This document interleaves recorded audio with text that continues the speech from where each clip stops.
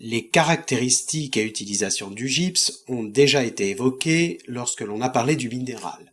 Nous parlons ici de la roche et nous allons voir d'autres aspects.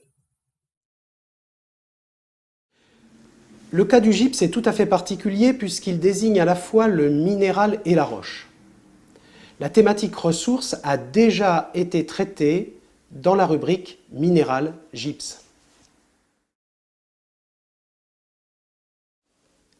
La dissolution du gypse va entraîner de nombreux problèmes d'ordre géotechnique. C'est notamment le cas en région parisienne où le gypse est présent à faible profondeur dans les formations sédimentaires. Le problème d'apparition de cavités migrant vers la surface par effondrement successif a été aggravé par le fait que les masses gypseuses ont été très largement exploitées en carrière souterraine. La cartographie des zones où l'on est susceptible de rencontrer du gypse dans le sous-sol est intéressante dans la mesure où elle montre qu'elle coïncide avec des zones fortement peuplées. Prenons la région parisienne et le sous-sol de Paris même, où le gypse a fait l'objet d'une exploitation très importante. On voit ici que la migration d'une cavité par effondrement successif de son toit peut déboucher à l'air libre. Les conséquences sur les biens et les personnes peuvent être catastrophiques. Les effondrements sont des phénomènes quasi instantanés, et de ce fait particulièrement dangereux.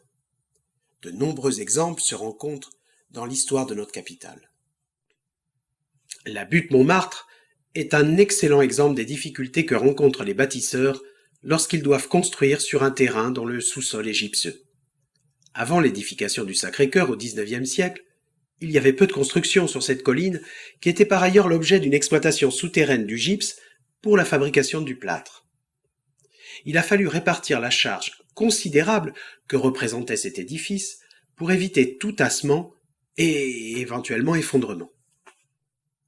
Voici d'autres exemples d'effondrements de fontis, qui sont des cavités dans les formations gypseuses. La cavité initiale peut être liée à l'exploitation du gypse, comme à Montmartre par exemple, mais pas nécessairement. La percolation d'eau liée à des fuites ou des infiltrations peut conduire au même résultat.